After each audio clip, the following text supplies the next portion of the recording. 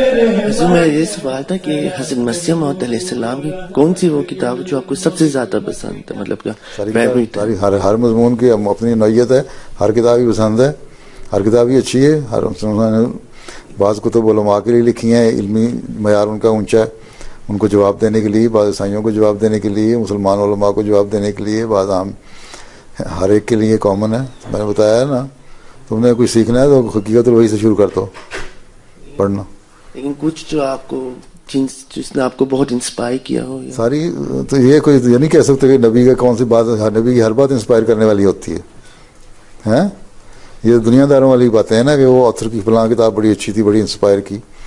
کون سا کلام ہے جو نبی جب کہتا ہے تو اللہ تعالیٰ کی مرضی سے کہتا ہے، تو اس کا ہر بات ایسی ہے جو انسپائر کرنی چاہیے ہم تمہیں.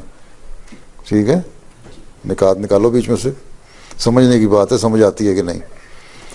جب پڑھنا نہ ہو تو بس یہی باتیں کر لیتے ہیں، انسپائر کس نے کیا. جب پڑھنا شروع کرو تو پھر ہوتا لگتا ہے ہر لفظ نے انسپائر کیا. ٹھیک ہے.